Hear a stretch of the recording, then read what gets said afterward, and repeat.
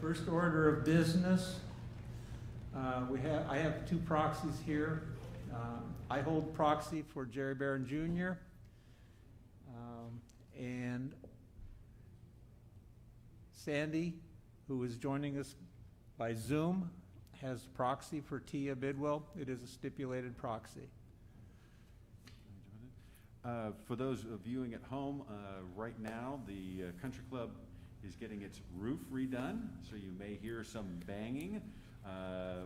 We would like to have asked them to stop, but since it's supposed to rain tomorrow morning at 6 a.m., they have to finish up. So you may hear a little banging. Second thing is, if you're viewing from home, you can go onto our website and you can print out the entire packet so you can follow along with the board as we go through the meeting.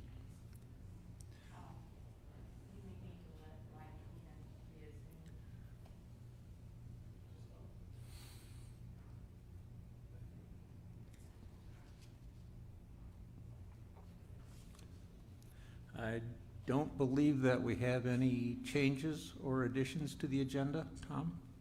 No, I don't have anything. Okay. First item that we will take up, celebrating success. Doug?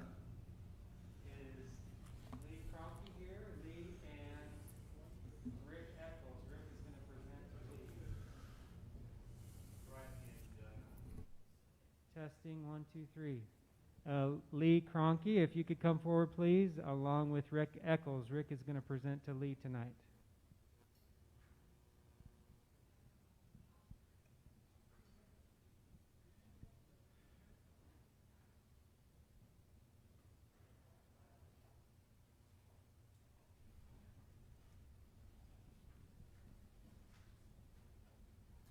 Good evening. Well, due to my neglect last month, I was a little late in getting this submitted, but here we are. I wanted to recognize Lee, and it's not for what he did; it's how he did it. So Ranger Lee was making his normal rounds on the Loch Lomond Trail when he observed an elderly man fall to the ground. Lee rushed over for assistance, which I think we would have all done that. He observed that the man did not appear to be hurt, but was very shaken.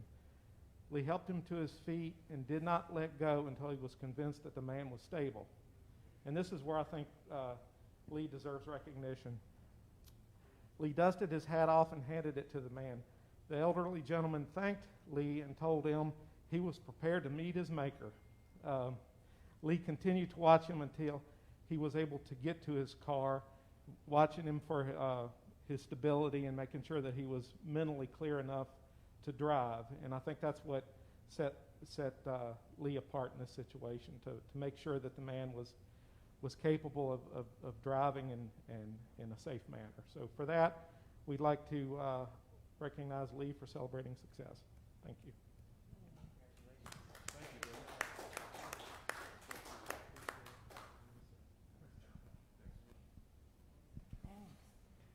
Next, we have Scott Hansen.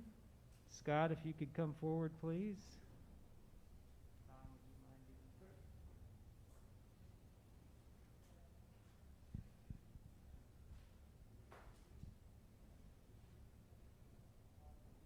Come on up, Scott. You were nominated for celebrating success this month by our very own Kim Carlson. And so we're excited to have you here tonight. So what Scott did was he saw that a popular neighborhood tree in the Metfield area was going to be destroyed with the Metfield Connector construction. It was right in the middle of the way. He saw that it was going to have to be taken out. This is a tree that is decorated by people in the neighborhood. He coordinated the replanting of the tree, and we posted this on the POA Facebook page. Within 24 hours, we had 113 positive reactions and 21 positive comments. Many people were thanking Scott for his initiative to save the tree and his commitment to his community. And if you all saw the Weekly Vista yesterday, there was a write-up in there and a picture of the tree that Scott saved. So it's near and dear to many people's heart, I understand. So thank you, Scott, for your dedicated service. I guess I can get this. Congratulations.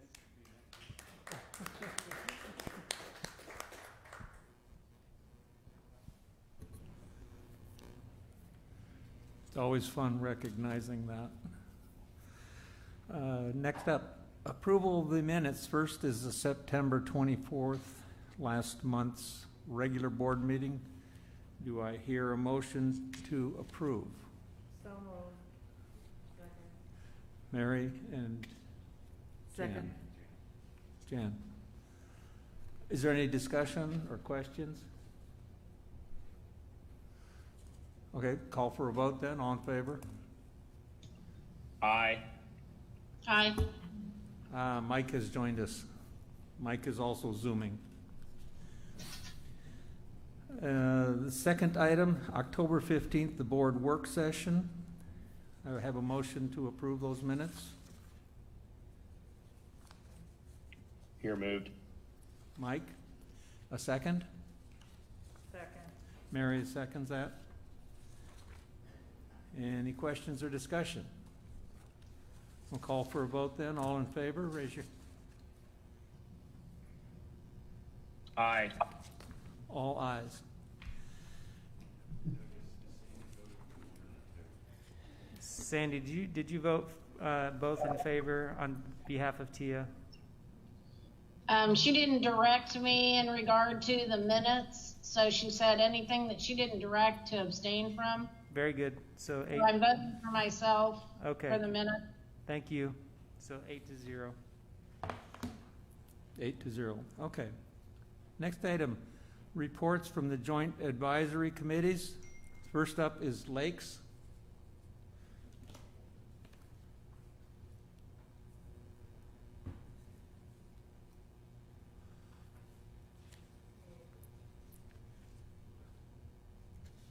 On this one? It's already on. Is it on? Okay, great. I'll just do a short, quick recap of our Lake Committee meeting. Drawdown of Lake Rayburn is on schedule. It will start November 9th. It started November 9th, or it will start November 9th, complete December 4th, and then refill will begin on 3/1 next year. I want to commend the Rick and his Rangers. Last year, they removed 1,535 people from POA property. This year, by now, there's probably been over 4,000 removed. So they've really done a great job in that effort to keep with the spirit of the 2020 plan.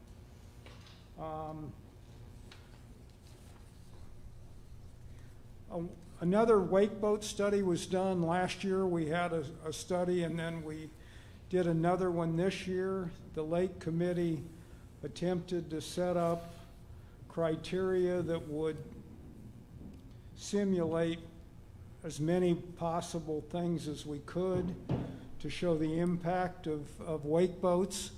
Rick and his team, about 6 of his people, made a tremendous effort. We got a volunteer on Loch Lomond with a boat. We did 200 feet out, which is the new regulation. We did with the waves directed into shore, which is not per regulations. We did waves towards the center of the lake as regulations require. We did it multiple times. We did it in wakeboard mode. We did it in surf mode. We did it in a parade fashion with 4 or 5 other boats to try to simulate a choppy lake and that kind of stuff. And the end result showed clearly that the 200-foot limit had a major impact. It also showed that there were 3 to 4 inches smaller waves if the waves were directed to the center of the lake versus to the shore. And that's what the regulation was last year, was to go 200 foot from shore and direct waves to the center I think this really will conclude the discussion with the wake boats and pretty much settles that with the new regulations, we can live with the impact of what they do. Then the last subject is the proposed regulation changes that we've submitted. And I can kind of cover those quickly and see if you have any questions. The first proposal is basically a safety regulation requesting that boats cruise the lake in a counterclockwise direction, basically staying on the right side of the lake, right-hand side. And that will reduce congestion and possibility of head-on collisions. I think this is something that most boaters do, but it's really not been in the regulations. So we felt that it was necessary to put that in there. Any questions on that one? Maybe we'll cover questions on each one separately. And for those viewing at home and have printed out the board packet, we are right now on page 74 of these proposed changes. Okay. The next proposal we discussed at the work session last month, and that's setting a limit of 26 feet and longer will not be permitted on POA lakes. There was some revision done on the language. It really hasn't changed from what we talked about at the work session. We are going to grandfather the 2 or 3 boats that exist, or any boat that exists as of 12/31 this year, as long as they continue to re-register and have no lapse and maintain ownership of the boat, they will be allowed to continue to register their boat.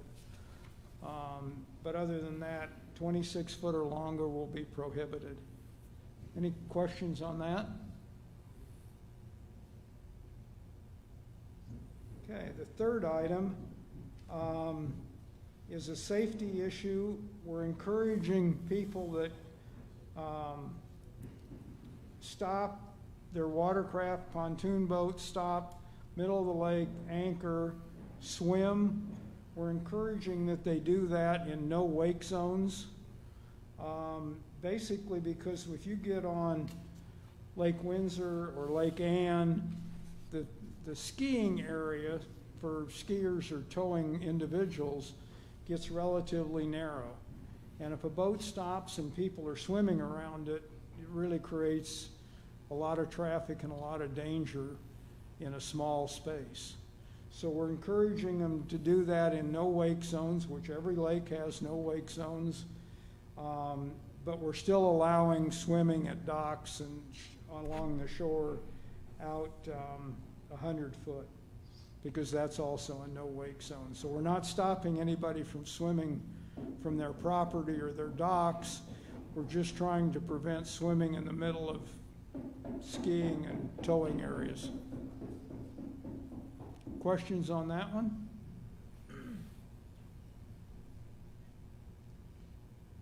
And the final one has to do with skiing and towing individuals. We're asking that a person, if they lose their skier or their people they're towing, we're asking them to turn left. That would be similar to a clockwise direction on the lake. And we're trying to do that so people that are following or other people on the lake know what's going to happen. And we're also asking for people to maintain at least a 200-foot distance from the individual being skiing or being towed. If somebody falls off and you're closer than 200 feet, you don't have time to react. So it's strictly a safety precaution and something we're suggesting people do. Any questions on that?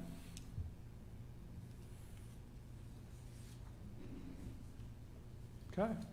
I do want to thank Rick Eccles and his team for all the effort they put in on the wake boat testing. The group did a great job, and videotaped it, and they're gonna work on that, and I think release that to the public here in the near future. But they did a great job and made real efforts to do it as factual as possible. Okay, thank you. Thank you very much. Thank you, Errol. Next on the agenda is recreation. Is there anyone here from recreation, Tom? Yeah, Chris is here. Okay, good. Good evening, folks. Chris Stockman here from the Recreation Committee. We met last on October 12th, and I have a readout from the key point of our meeting. So basically, all the amenities continue to be in pretty good condition, commenting on things are looking good, and the utilities that service them are all in good working order and everything. So just a couple notable points from each of the different amenities here. So at Rorton Hall, the space in the main auditorium has been reworked to accommodate the fitness classes. So this is in respect to easing of the pandemic restrictions a little bit, get that activity going again. But out in the park, several small maintenance items were noted for working, and staff took note of that and took that to action. At the gun ranges, new plexiglass the plexiglass divider was installed for safety purposes. Over at London Park, a couple of members commented that they were having a little difficulty in getting their kayaks out of the water over there. So they suggested that an improvement to launching kayaks would be greatly appreciated. Over at Loch Lomond Recreation Complex, there was just some small maintenance issues that were reported to staff for actioning. At the Lake Ann Park, the committee member visited during an event that the Fly Tires were having, and they were under the pavilion, and things were going really well. But there was some member feedback that they would appreciate more parking near the pavilion there, so that you wouldn't have to put your vehicles all along the grass in that park area. Moving over to the Blowing Springs Park, we took feedback that folks would really like to be able to book online reservations for camping, because they said that the desk to call into was really hard to get a hold of. Moving on then to Tanyard Creek Park. So this park remains very busy and popular with a lot of out-of-town visitors too. We noted that there's a lot of dogs and pets that come along for the walk, and it was suggested that there be a doggy cleanup station to be a nice enhancement to that trail there. And also, some folks would be interested in printed maps of that particular trail. So that's the highlights for the amenities. We discussed some new business, and that entailed just a readout of the 2021 budget projects that we recommended. And so these are those projects. Repair of the Kingsdale Pool, repair of the Kingsdale Tennis Courts, upgrading or repairing and improving the mini golf courses, expanding the tiny cabins at Blowing Springs, and finally over at Loch Lomond, the selling of an underutilized bass boat, and perhaps bringing in then a more family-oriented sport boat. So those were the projects that were recommended for consideration in the 2021 budget cycle. And then the final parts of our meeting were the traditional staff reports. And highlights from those were from Lakes, Parks, and Fisheries. Would be that the lakes were stocked with some catfish and will be stocked with some grass carp. And the lakes that received these fish were Loch Lomond, Windsor, and Lake Ann. That department also hired an engineer to certify the safety of the swinging bridge at Tanyard Creek. And moving over to the gun ranges, they continue to be real popular this year. 80% increase in September over September of 2019. And they've got a project to rebuild the house there to trap and skeet. And the final section, the recreation section, they noted that camping has been holding its own at 90 to 95% capacity, even in spite of all the craft activities and the craft fairs that were usually held at this year but were canceled. And they're building a storage unit at the Avalon Beach. They need more space for kayak storage. And also, as a Halloween event, they're working on an event called the Not So Haunted House Drive-Through, which is going to be at Blowing Springs. And so that's how things went on October 12th. The next time we get together will be on November 9th at 4 o'clock here in this boardroom. And that's about it for the Recreation Committee. Thank you, Chris. Okay, thanks, folks. Next up would be golf. Jason? Hello, Jason Lloyd from the Golf Committee. Last meeting, October 14th. I'll make it short and sweet. Once again, as we've been saying all year, golf is absolutely tremendous. We are over 18,500 rounds from last year, year to date, which brought us in at 132, 443 for rounds. The breakdown, 98.8 for members, which is up almost 15,000, and 33.6, which is 37.50 for non-members. The driving range numbers, here's another really cool number. Year to date, 47,682 buckets of balls. That's incredible. 34,600 over last year, so hopefully some handicaps are coming down too. Mine is not. Next month, which is a neat thing for Burksdale Golf Course, the final Audubon certification visit will be on Burksdale. We will be the second course in Arkansas to get the certification. So special thanks to Wendy Barnes for leading this work and completing it with minimal funding. From a That's member's, awesome. Yeah, it's really cool. From a member's suggestion, we voted and passed to add 50 yard markers on all of our driving ranges over the winter, so people could work on their short game a little better. We are going to work on tee boxes, a few tee boxes on the forward tees or red tees on Country Club, Scottsdale, and Highlands over the winter. The bad news coming in is we are dry this year, surprisingly, over the last couple of years. But the grass is a little worse for wear, about 30 days earlier than normal, starting to slow and stop growing. So we're trying to figure out a way to keep grass in the fairways through the winter time. We're trying to stay away from carts on path, so we voted on and going to try to do. We're working on the details, but it's a forward motion in the fairways, all on cart paths. You can go in the rough, but really stick hard to the 90-degree rule. So it's just going to need to police it ourselves so we can have a little bit of grass to play on through the winter time. Due to COVID restrictions, we will be 3 tee times through the winter. And on a sad note, Bruce Fleming from the Country Club is retiring after 11 years of the POA, so we're going to miss him, and we wish him very well. Next meeting is the 17th. We are moving to our morning 8:30, so 17th at 8:30 a.m. right here in the boardroom. If anybody wants to zoom in, watch, and all that good stuff. Any questions from anyone? Nope. All right. Thanks, guys. Thank you, Jason. Now we get the financial reports.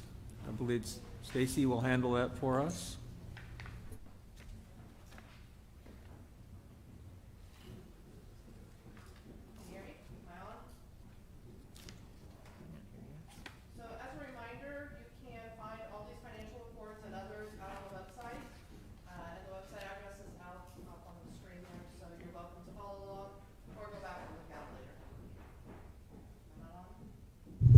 Oh, yeah. All right. So I'll repeat that. So if you are not familiar, the financial reports are. I didn't touch it. All right. One more time. There we go. The financial reports are included in this presentation, are posted out on the POA's website, which is on the screen. You're welcome to go out and review those at any point in time and let us know if you have any questions. So talking about September, September was another great month for the POA. Revenue, we were up $87,000 better than budget for the month, and we're up $244,000 better than last year. So again, a great September. Year-to-date wins that we're looking at, our boat registrations and rentals are up $109,000 year-to-date. Our foreclosed lots are up $117,000. Our green fees for guests and members are up $219,000. Areas where we are worse than budget year-to-date, the POA overall, we're still down $235,000 year-to-date, but we are better than last month, like I said, by $87,000. So we're making ground. Overall, F&B still dealing with the COVID restrictions, and they're down $346,000 year-to-date. Annual green fees and cart rentals are down $95,000, and our classes are down $34,000, again due to COVID restrictions. From a gross profit perspective, and you can see the gross profit changes in the graph to the right, the POA gross profit year-to-date versus budget is down $85,000, but again, we're making ground. We were down $172,000 last month. But in September, again, we're up the $87,000 that I spoke of a minute ago. The POA gross profit year over year, we're down $511,000, but that is due to the cell tower sale that you can see on the graph. Wins better than budget year to date. Our pro shop is up $15,000 due to basically inventory management. And our golf area is up $102 year to date in the green fees and the golf cart rentals. And our lakes are up $57,000 in boat registration. Risks really is just in the F&B space, again, due to COVID, and Tommy's going to talk about that in a minute, but they're down $262,000 year to date from a gross profit perspective. So again, a great September. Talking about expenses. So expenses, worse than budget, really is safety and health supplies, $27,000 because of COVID cleaning. Our legal area is over budget by $46,000 because of the fire. And our rebates, we are worse than budget in the rebate area by $26,000. We just haven't had the vendor spin that provides the rebates in that area. And better than budget, again, we're in salary and employee benefits, $469,000. Supplies of $64,000, maintenance and repairs of $44,000, and utilities of $94,000. And you can see all three, the budget last year and this year, in the charts to the right. And you can kind of see where our higher spend is and where our lower spend is, and kind of the trends that we're seeing year over year.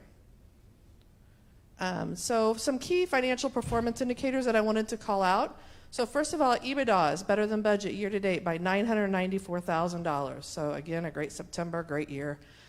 Even with COVID. And if the other highlighted one is expenses, our expenses are under budget by $1.1 million year to date.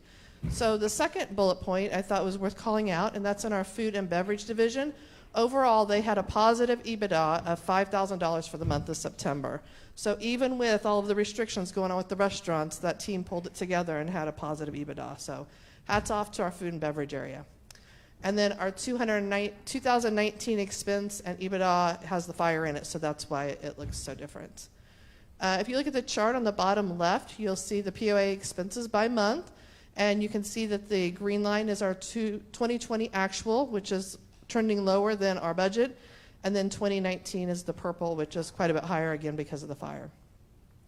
On the right side, you'll see the EBITDA by month in the charts. And the purple, again, is last year, which has the cell tower sale, and it has the Trafalgar fire in it. And then the green is our 2020 actual number, and our orange is our 2020 budget. So again, you can see how the orange and the green are kind of trending, and our 2020 actual for EBITDA is over our orange consistently. From a POA salary and employee benefit standpoint, again, our salary and benefits are better than budget by $469,000 year to date. And our salaries and wages are better the prior year by $113,000. Employee benefits are better than budget by $204 year to date, and employee benefits are better than last year by $130. So in the middle, I really wanted to call out for our BB Bar and Grill that they had an outstanding September. Again, food and beverage really had a great month. They did not hit revenue by $8,000, and they didn't hit gross margin by $2,000, but they did hit EBITDA by $2,000. So positive month on EBITDA, which means they did a really good job of managing their costs and their expenses to come in under budget in revenue, but be able to hit the bottom line. So again, Tommy and team did a great job on the food, at all the food and beverage, but the bar and grill I wanted to speak of especially. So we'll now talk about water, and again, the financials are out on the website if you have any questions or want to review them later. The water also had a great September. So some of the wins that are better than budget. Overall, our water income is up $774,000. Our water sales are up $465,000, and our transfer fees are up $297,000. Really nothing to report that's a risk or that's below budget on the water. From a gross profit standpoint, our wins, overall water continues to run at a 72% margin consistently. September gross profit was better than budget by $129,000. And overall, water year-to-date is better than budget by $1.1 million and better than last year by $1.2. So consistently doing well there, and nothing to report from a risk standpoint. So water expenses, same thing as we talked about for the POA. You can see on the chart kind of the trending from last year, this year, and budget. Worse than budget really is just in the supplies. Water installation is $99,000. And maintenance and repairs, the water distribution is $30,000. Both of these kind of go in line with the increase in sales for water. And then better than budget is salaries and employee benefits by $58,000, the fuel by $10,000, membership training and travel by $9,000, and credit card fees by $10,000. So doing well. Key financial performances for water. So EBITDA is better than budget year to date by $1 million and better than last year by $987,000. And this is attributed to the increase in water sales year to date, as well as the year-over-year margin increase that we're seeing. Expenses are slightly over budget in September by $6,000 and year-to-date by $73,000. Again, that is increase is attributed primarily to the water system installation expense we just talked about. The middle top is kind of an overall snapshot of water year-to-date, and you can just see how the gross profit, expenses, and EBITDA kind of all go together. Bottom left is the water expense by month. Again, you can see the 2020 green is the 2020 line actuals. The 2020 budget is orange, and the purple is the 2019. So again, our expenses are falling right in line with our budget for this year, and just a little over what was last year. EBITDA by month, actual, budget, and year-to-date. The box on the bottom right, you can see again consistently 2020 is well above budget and last year as well. So doing well in water. So let's talk a little bit about the water loan. So our balance on September 30th is down to 1.92. So we're just under $2 million. We actually paid back $175,000 in September. And if you remember last month, we talked about how we might have to borrow, but we did not have to because we had such a great month. And Tom, you took my slide too fast. You're losing it.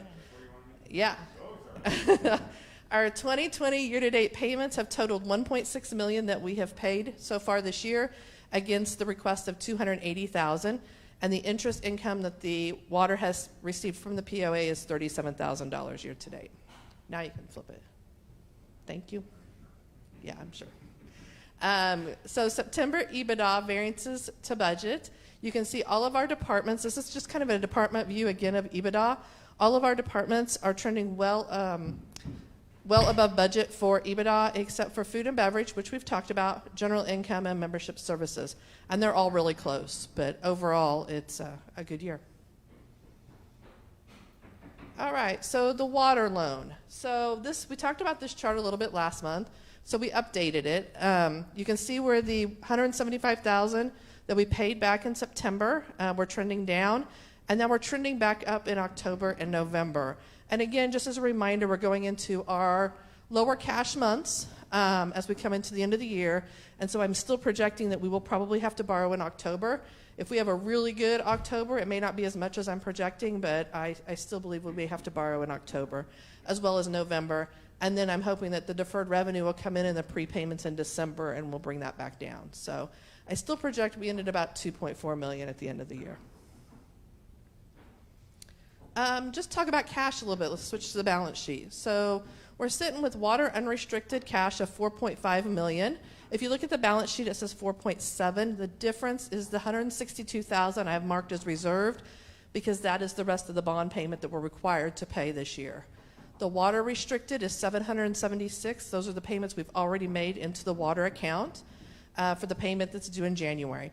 And then the POA has $15,000 unreserved cash, and we have 98.4 in the reserves related to the 2020 plan that we committed to. And then the circles off to the right is just kind of another picture of that, so you can kind of see what makes up all the cash with the POA. And the last slide is just kind of for information purposes. It's just some metrics that I think are interesting. So if you look at September 2020, activity cards, we still issued 700 of those at $17,000. If you look at that compared to last year, we did 425. Our guest cards are 773 issued against last year, September, of 157. Boat registrations still issued 148 of those. Our ACH drafts are up. We've set up or changed 508 accounts in the month of September. Our monetary requirements are still up. They're 492 compared to 347. And then our collections in September were a little over $100,000. Year-to-date collections has made $1.1 million. So I won't go through all those numbers, but I'd be happy to answer questions if you have any. So that's the financials. Questions? Love your charts. Thank you. Thank you, Stacy. You do a great job. Thank you. Thank you.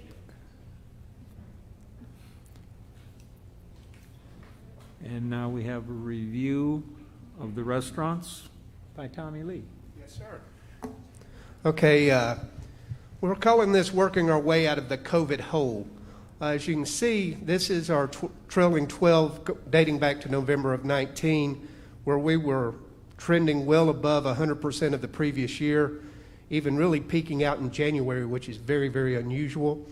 February, we were having a good month, and then mid-November, when we were almost at 60% of our sales, COVID hit, and we had to shut the restaurants down. They remained shut through April, which most of those sales there are curbside and delivery, and we reopened on May 11th. As you can see, sales in June jumped pretty well, and then in July, we had a little, we tripped up a little bit. We had a false positive, but we wanted to be safer and surer than anything else, so we closed BV down for a few days and sanitized the entire area, and then reopened. And going into August, you can see the steady climb from August to September. And looking at our sales in October right now, we're projecting to be well over 100%, climbing into those ranges where we were at this time last year. How it was done, immediately upon reopening, dining tables at both BV Bar and Grill and Lake Point were spread throughout the banquet event spaces to optimize dining, and still maintain the 66% that was required by the governor. So that really gave us a tremendous advantage over other area restaurants that were confined to the box that they were in. Both restaurants have and still maintain stringent adherence to the governor's mandates. I would even say that we go above and beyond because we have space sanitized frequently and do things that aren't even required. We did, with the help of Kim and her team, we did some aggressive advertising and promotions that really were successful at bringing people, keeping people in the restaurants, keeping them in the habit of coming to the restaurants. So that helped out quite a bit. Lake Point maintained flexibility in order to accommodate new and existing events. What we do is we get a U-Haul, put all the furniture in the U-Haul, put out the banquet furniture, have the event, and then flip it back over. It's been very successful. Patios, decks, and terraces have been rearranged. We've expanded the dining areas, and that's really helping a lot too. And even to extend on that, I've purchased heaters for this fall.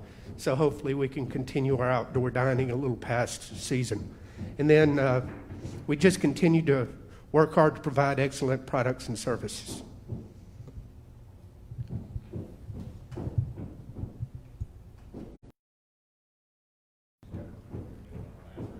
Oh, I'm sorry. I apologize. Any questions? Just a comment. You've done an amazing job in a time when a lot of restaurants are Mary? pretty much failing. Okay. Thank you. I appreciate that. Anything else? All right. Thank you all. Thank you, Tommy.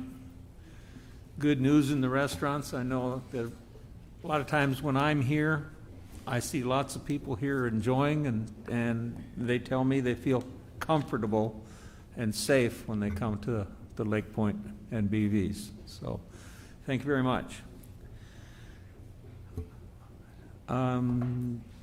Last month's open forum comments and questions. Were there any, Tom? There were none. None, okay. At this time, we have one letter a property owner asked to be read. Yes. Can you hear me? Okay. This letter is from Steve McKee, Tyree Place. To the board, we applaud the park and lake rangers for removing thousands of unsponsored visitors from our member-paid-for private park and lake properties.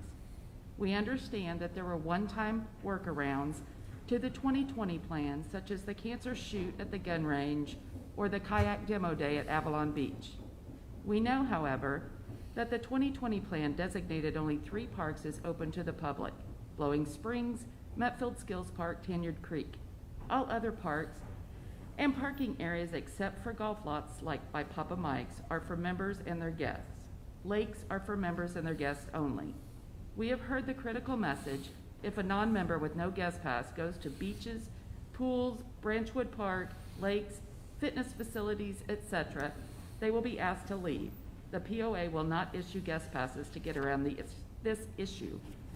About 700 POA members signed a petition with the following bulleted points: to prohibit all spur trails built to any of our 7 private lakes, to restrict all events and tournaments to members and their guests, to prohibit the rental of POA boats to non-members, unsponsored visitors, to prohibit events, classes, and tournaments that may include non-members, unsponsored visitors, to instruct management and committees to support and enforce these things, to provide 2021 budget funding to ensure these things: gates, signage, rangers, information, etc.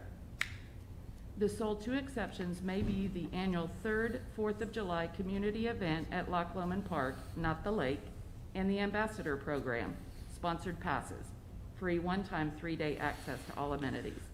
The members ask their duly elected representatives to not ignore us, to represent the members, and to fulfill these specific bulleted points.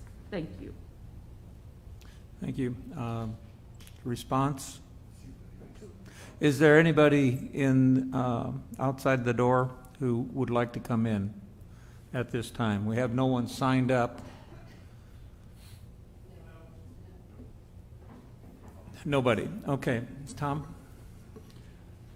So in response to Mr. McKee's email, so I would first like to thank Mr. McKee for recognizing that our POA Lake Rangers have removed, in his words, thousands of non-members to date. Our Lake Rangers have removed 4,058 non-members from our lakes this year compared to 1,499 last year. So the POA is fulfilling the commitment made in the 2020 plan to keep our lakes for our members and guests only. I would also like to thank Mr. McKee for acknowledging the POA's critical message to the membership that, quote, if a non-member with no guest pass goes to the beach, pools, lakes, fitness center, etc., they will be asked to leave. The POA will not issue guest passes to get around this issue, end quote. This demonstrates that the POA is fulfilling the commitments made in the 2020 plan. I do think it's a little contradictory that, in his words, we should, quote, restrict all events and tournaments to members and their guests, end quote. Yet he acknowledges that the 2020 plan stipulated well in advance that there would be a few exceptions, and he himself asked for 2 exceptions to his own rule. These few exceptions that are allowed by the POA must go through a rigorous approval process to ensure there is no abuse. And we've discussed this at length in previous meetings. I do remain concerned that the 700 POA members that signed the petition may not have been given all of the facts. I asked Mr. McKee to share all these names and email addresses so that the POA can first verify that each of the signers is in fact a member, and second, that we can share with them all of the facts regarding this issue. Thank you. Have we received a response from Mr. McKee regarding that request? No, that, it was just read, and that was the response, so we have not heard anything yet, because. Okay. Okay. At this time, we move on with boating regulations that have been proposed. We heard earlier a fairly detailed explanation of what the Lakes Committee would like to see us do. We're on page 73, if you're following along in the board packet. There are the changes that were read earlier. If the board were to pass this, it will, first of all, it would only require one vote. Its policies require 2 votes. Changes to the voting regulations only requires 1 vote. And what we would like to do is have these changes approved, if not this month, at least next month, because we would want to have a sufficient time to print brochures, because we start doing renewals in December. So that's really the timeline. If the board is accepting of these changes at this meeting, that would be outstanding. But we do have a little bit of a time crunch to ensure that we get this in the brochure, so we get it in the hands of all renewals for the coming year. Okay, the first thing that we need is a motion to approve. Are we going to do all of them at the same time? Yes, we are. Okay. I move that we approve the 4 changes to the fishing, boating, and water sports regulations. I'll second that motion. Okay, Mary and David Welchel. Okay, now, is there any discussion? An arrow from the Lakes Committee came back in if anybody has a question. Yeah, we had a very good explanation of why and what they're trying to do. We've talked about this. I don't see anybody having any questions, so I'm just going to go ahead and call for a vote. All those in favor of approving these regulations, this is... And I've always taken that. Aye. Aye. Aye. It is unanimous. It's amazing. The regulations are going to be printed, Errol. Thank you for your work. Thank you. Good common sense approach. The next one is a second reading of bylaws, Article 7, Association Officers and Management. This is found on page 76. And it has... And just a reminder for those that are viewing at home, policy changes require 2 votes. Normally, policy changes start at the Rules and Regulations Committee. It goes through a work session and a vote, and that was the first vote. It goes through another work session, and then this would be the second vote. So this would be the 5th time. So sometimes we have property owners that will comment that the board will vote to enact a new policy, yet there's very little discussion about it, but they don't realize that there was 4 other meetings that there was potentially lengthy discussions. Okay. Article 7 has to do with when the corporate officers are reported and subsequently reported to the state. We had a request to change it from June, just after new board members take their seats, to January. Delay it just a little bit. The state doesn't care as long as we tell them. So the change is to move to January. Do I hear a motion to approve the second reading? So moved. Jan? I'll second. Sandy seconds. Is there, I wouldn't expect there's any discussion, but does anybody have anything? Okay, I'm going to call for the vote. All those in favor, signify by raising your hand, say aye. Aye. It's unanimous. Moving on to the next one. This is the second reading of policy 1.04. And this is found on page 79 and starting on 80. This has to do with background check authorization for members wishing to serve on joint advisory committees.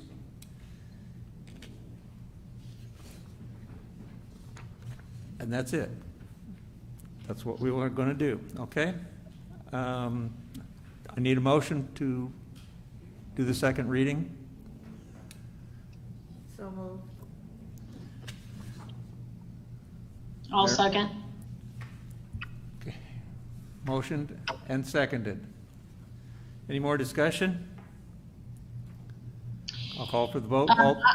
Yes. I have a comment, David. I just want to say that I do think that we need to pass this. I know there was some discussion in regard to whether we should restrict committee members using emails. And, I just want to remind everyone that we did have issues during the last election. And, if we need to go through that to convince anyone, we certainly can.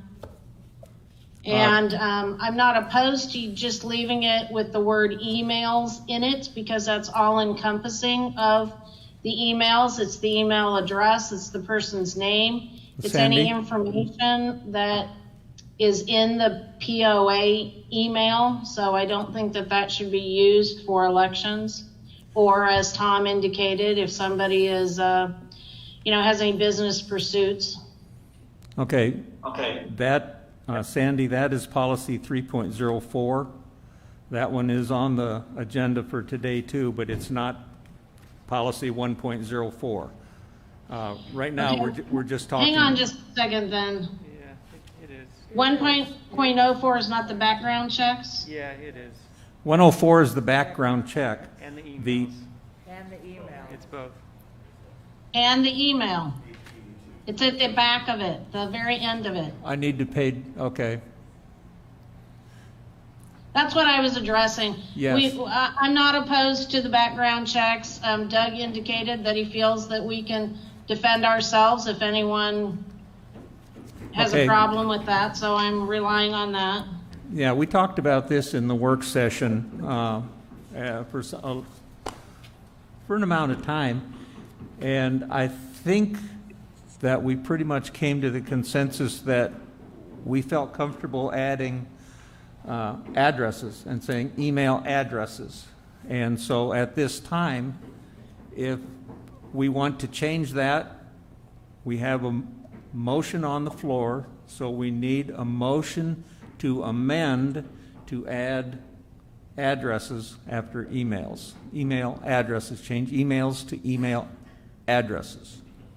And correct, that's Doug? why I indicated that I am not opposed to just leaving it with the word emails, because that includes everything. It includes the person's name, it includes their email address, and it includes the content in the email, which should only be used for POA business.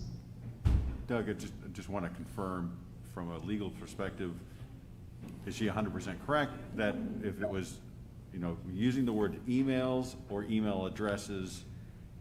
I mean, it would be, if you add emails and email addresses, it's more specific, but I feel like, saying emails is sufficient to cover everything that's included in emails.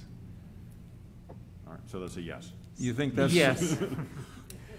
Okay, so there we have a legal opinion that the way it's written and presented for a second reading is sufficient. So I'm not hearing a motion to amend, so we'll forget that idea. I'm seeing no further discussion, so I will call for a vote to approve on the second reading. All those in favor signify by saying aye or raise your hands. Aye. There we go, unanimous. Okay, thank you, Sandy. Next up, second reading of policy 2.05. This is the regulation of common property. This is hunting specifically. This has to do with asking our bow hunters to register their vehicle with the POA so that we know that a member, if we get called to a situation and there's a vehicle parked along the road, our park rangers will know that this is a member, not somebody trying to sneak in. And that's the intent of this, is to keep non-members out and to just keep everybody safe by knowing that these people have registered a vehicle. So that's pretty much. If this is approved by the board, the intent is to implement this the next hunting season. Current hunting season already in place, so we would be implementing it next hunting season. This is correct. It's a little late for this year, but it's a change that we need to make in keeping with the intent of the 2020 plan. So, first thing I'll need is a motion to approve on the second reading. Do I hear a motion to approve? I'll make a motion to approve the Rules and Regulations Committee recommended changes to policy 2.05. Is that where we are? 3.04. 2.05. 2.05 is noted. This is 205, yes. This is the second of two required readings. Do I hear a second? Second. Mary seconds. Okay, now we have discussion. Yes, I have a comment on it. You talked about that this is to register their vehicle. I don't see that anywhere in it at all. This is to obtain a hunting permit, not to register a vehicle. Is that something that's added? No, Jerry is correct. At one point, the idea was to register the vehicle, but then that ended up getting struck. You're correct, Jerry. If you look on page 85, you'll see towards the bottom of the page, at one point, the conversation with the board was to add that second sentence, and then that was subsequently struck. Yes, that sentence was struck because we did not want to make any of our members' vehicles targets of people who may be against hunting or other nefarious activities.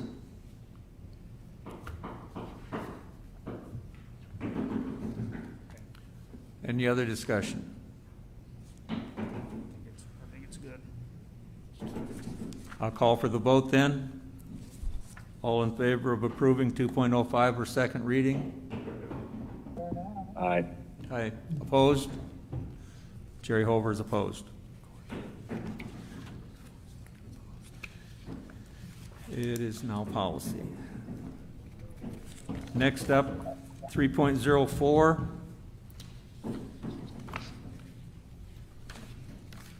This is on page 87 of your board packet. Yes, 87.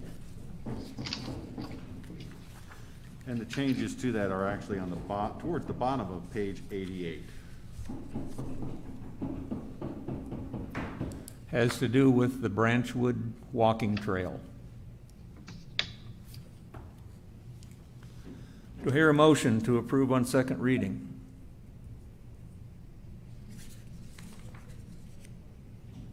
I'll make a motion to approve 3.04. Sandy makes a motion to approve. Do I hear a second? I'll second. David Welchel seconds. Open for discussion. I have a comment. I do think this is the right thing to do. You know, we paid $564,168 was the bid on this project. We also paid with POA funds $33,000 to design the trail. And with most projects, there were probably cost overruns. And then in addition to that, there was an expense to fill in the pond on 9. So I do think that it should be designated. And I was told when I was appointed to the board that it already was private. So I I think this just reiterates what our intention is with the trail. We indicated Branchwood would be private, and if the Branchwood Trail and the Loch Lomond Dam Trail, and I think there's one at Tyree also, if those are not the trails referred to in here as paved and unpaved trails, which are, not open to the public, then I'm not quite sure what the rest of that sentence is even indicating. But, I think that in keeping with the 2020 plan, I think it's a good thing to make it indicating that it is for members and their guests only. Are there any other comments? I agree, Sandy.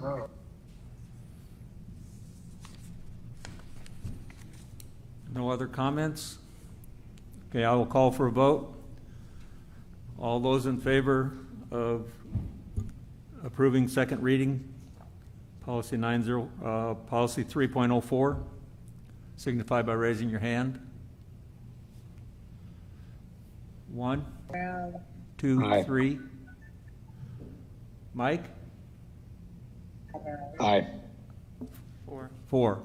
All those opposed? Tia is opposed. Tia said no. That's 5 no, 4 yes. Not approved. Next up, second reading of policy 9.04, board election and political candidates' use of facilities. The change in question, the red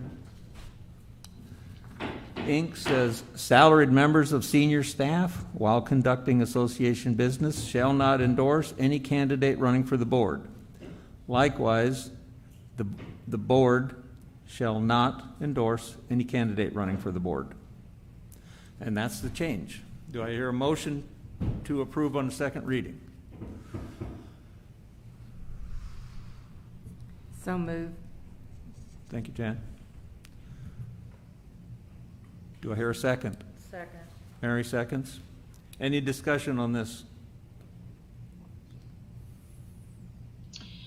Hearing none? I would like to say that again, I am against this because I do feel that senior staff has a huge conflict of interest, and I do not feel that they should be out campaigning for the very people that are going to approve or disapprove projects and or salaries. And I guess that's it. Okay. Any others?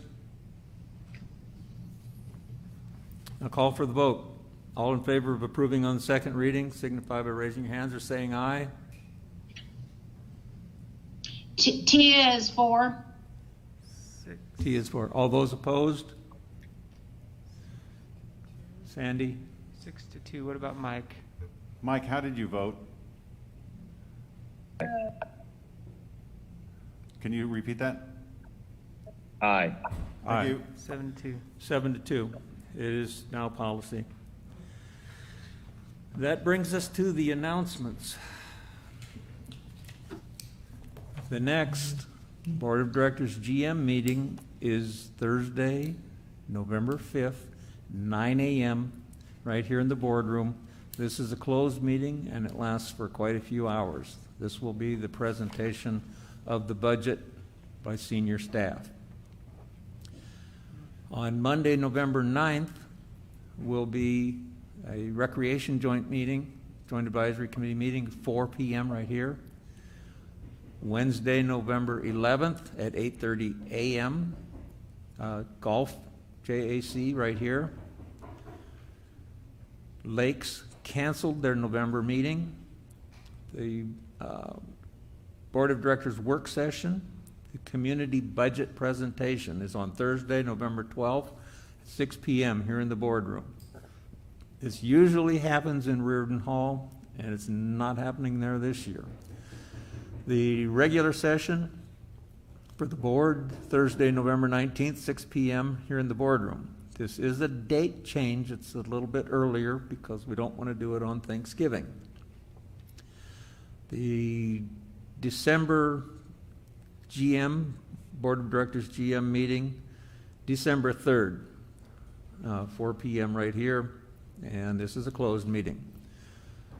Golf will meet again in Wednesday, December 9th at 8:30 a.m. Lakes in December, the 9th, 2 p.m. here in the boardroom. And the work session, December the 10th at 9 a.m. right here. Recreation, JAC, Monday, December 14th, 4 p.m. here in the boardroom. And the December regular monthly meeting will be Thursday, the 17th at 6 p.m. here in the boardroom. And that should bring us to a conclusion. Is there anything else? Do I hear a motion to adjourn? Have a good weekend. Thank you all. Adjourned. I'll take that as an adjournment.